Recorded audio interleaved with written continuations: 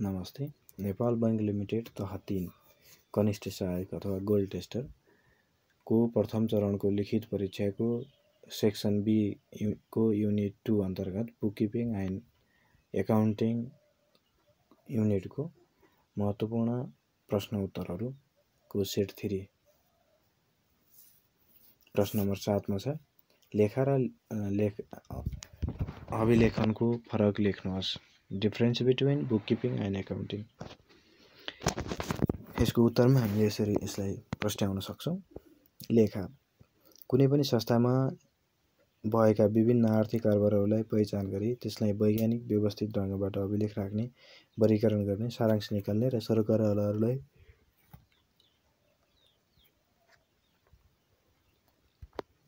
सूचना प्रवाह गर्नको लागि वित्तीय विवरण बनाउने कार्य नै लेखा हो। लेखा अभिलेखन कुनै पनि संस्थामा भएका विभिन्न आर्थिक कारबारहरूलाई पहिचान गरी वर्गीकरण गरी वैज्ञानिक र व्यवस्थित तरिकाले लेखा राख्ने प्रारम्भिक कार्य नै अभिलेखन हो। लेखा र अभिलेखन लिन केही समानता पक्षहरू छन् भने केही भिन्नता पनि रहेका छन्। समानता विभिन्न संस्थाका आर्थिक कारबारहरूलाई सम्बन्धित वैज्ञानिक र व्यवस्थित प्रमाणको रूपमा पेश गर्न सक्ने नियम कानुनको पालना, विभिन्न जानकारी गराउने आदि पर्दछन् भने भिन्नता निम्नलिखित रहेका पाइन्छ। एकमा छ अभिलेखनलाई आर्थिक कारबारको प्रारम्भिक अभिलेखमा भनिन्छ। लेखा विधिलाई आर्थिक कारबारको प्रतिवेदन समेत भनिन्छ।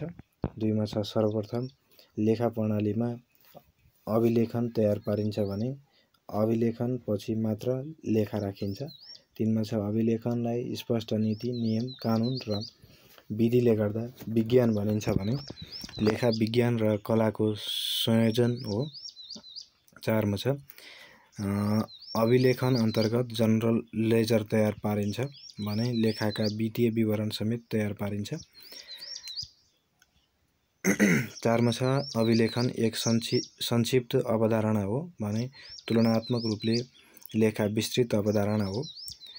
5 मा छ अभिलेखन राख्न सामान्य ज्ञान भएको व्यक्तिले राख्न सक्छ भने लेखा राख्नको लागि विशेष ज्ञान हुन जरुरी हुन्छ। त्यसैगरी 6 मा छ अभिलेखनको प्रमुख उद्देश्य आर्थिक कारोबारहरूलाई भविष्यमा प्रयोग गर्न सकिने गरी वैज्ञानिक र व्यवस्थित तरिकाले अभिलेख राख्नु हो भने लेखाको प्रमुख उद्देश्य प्रतिवेदन तयार पारी व्याख्या र विश्लेषण गरी सरकारवालाहरूलाई सूचना प्रवाह गर्नु हो।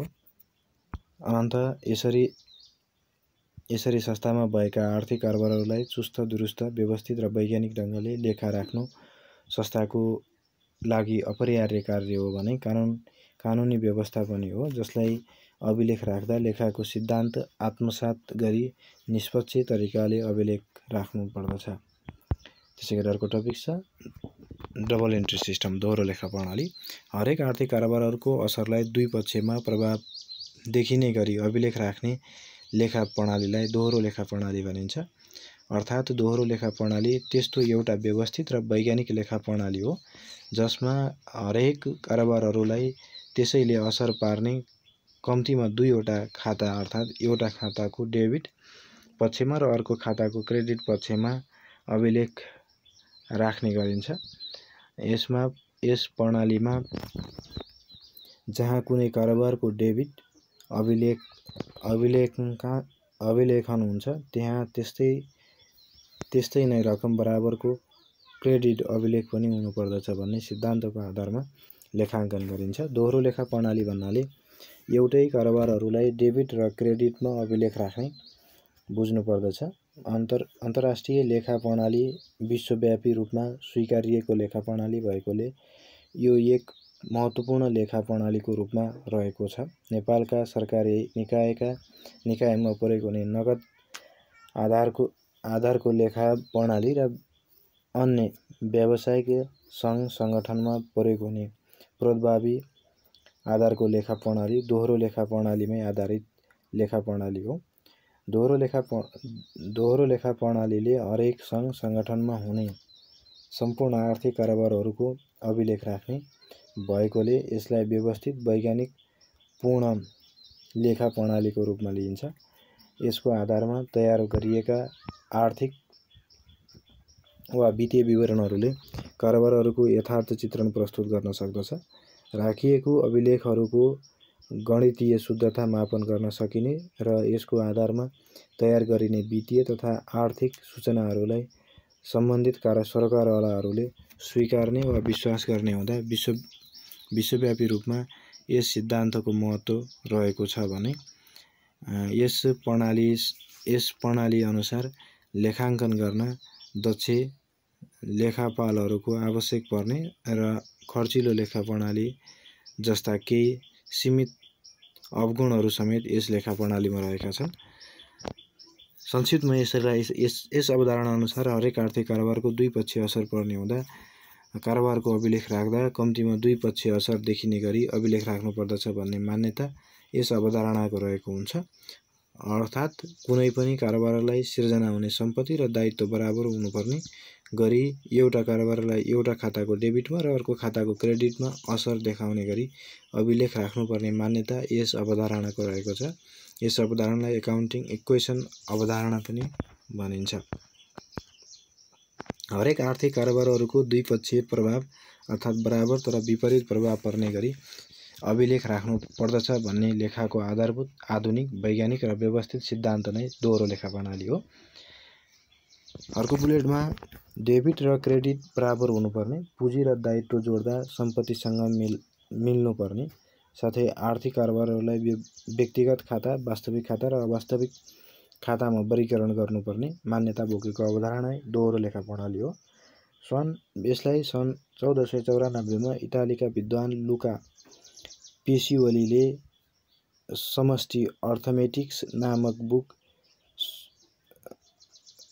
बुकबाट प्रतिपादन गरेका हुन्, जसले अङ्कगणितीय शुद्धता परीक्षण गर्दछ।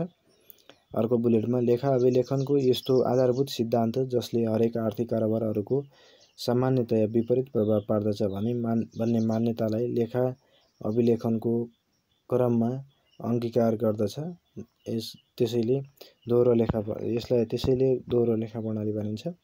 अर्को बुलेट आर्थिक कारोबारहरूको डेबिट र क्रेडिट प्रभाव पर्ने गरी अभिलेख राखिने विधि दोहोरो श्रेष्ठ प्रणाली हो।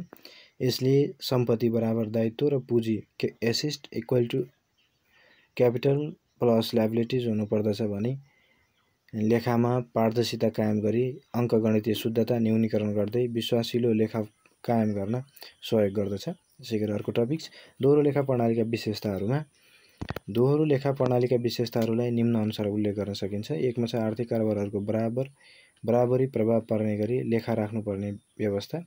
2 मा छ आधुनिक लेखाको सिद्धान्त। 3 मा छ दोहोरो तथा विपरीत प्रभाव पार्ने। 4 मा छ वैज्ञानिक तथा सर्वमान्य लेखा विधि। 5 मा छ गल्ती तथा छलकपट पत्ता लगाउने लेखा विधि। 6 मा छ विभिन्न खाताहरूको विभाजन, डेबिट र क्रेडिटका नियमहरूको तर्जुमा, व्यक्तिगत खाता, वास्तविक खाता र अवास्तविक खाता गरी विभाजन गर्ने। त्यसैगरी 6 मा छ स्वामित्व हस्तान्तरण गर्न सक्ने, जस्तै सामान बेच्दा सामानको स्वामित्व विक्रेताबाट क्रेतामा जान्छ, क्रेताबाट नगद विक्रेतामा आई स्वामित्व हस्तान्तरण हुन्छ। त्यसैगरी दोहोरो लेखा प्रणालीका सबल पक्ष तथा फाइदाहरूमा दोहोरो लेखा प्रणालीका फाइदाहरू देखाएबमोजिम उल्लेख गर्न सकिन्छ। 1 मा छ अङ्कगणितीय शुद्धता पत्ता लगाउन।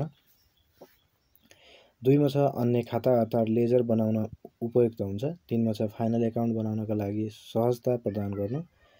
4 मा छ लेखाका अन्तर्राष्ट्रिय स्तरको बनाउनु। 5 मा छ नियामक निकायको नियम पालना हुने। 6 मा छ कारोबारलाई भरपर्दो र तुलनायोग्य बनाउन सकिने। त्यसैगरी 7 मा छ लेखा समीकरण तयार हुने। 8 मा छ सम्पूर्ण आर्थिक कारोबारहरूको वर्गीकरण गरी डेबिट र क्रेडिट नियम लागू गर्न सकिने। त्यसैगरी 9 मा छ आर्थिक कारोबारहरूको वैज्ञानिक व्यवस्थित अभिलेख राख्नु। 10 मा छ अभिलेख राखिएका कारोबारहरूको सान्दर्भिक वर्गीकरण गर्नु।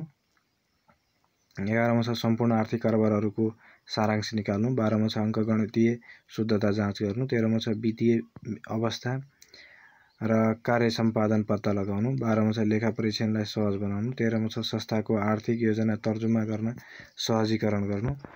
त्यसैगरी 14 छ आर्थिक कारोबारहरूलाई भरपर्दो तथा अन्तर्राष्ट्रिय स्तरमा बुझ्न योग्य बनाउनु।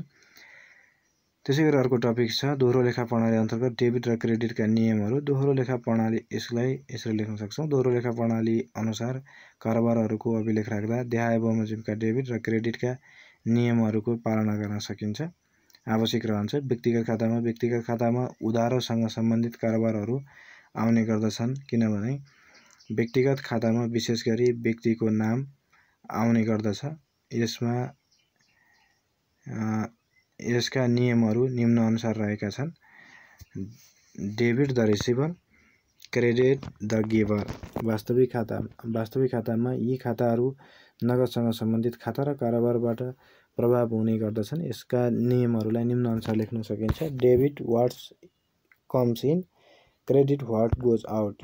अवास्तविक खातामा नोमिनल एकाउन्टमा आम्दानी खर्च नाफा नोक्सानसँग सम्बन्धित खातालाई नोमिनल अथवा अवास्तविक खाता भनिन्छ। यस्तो खातामा सबै आम्दानी नाफा फाइदा क्रेडिट गरिन्छ भने खर्च र नोक्सानलाई डेबिट गरिन्छ। Debits all expenses and losses, credit all incomes gain profit. लेखाका गोल्डन रुल पनि रहेका छन्। यी विभिन्न रुलहरूलाई पनि डेबिट र क्रेडिट गर्ने नियम भनिन्छ, जसलाई निम्नानुसार बुदागत रूपमा उल्लेख गर्न सकिन्छ। Asset, expenses, losses debit, to debit and by credit हैन। Capital gain, capital liabilities credit. हस् त, धन्यवाद।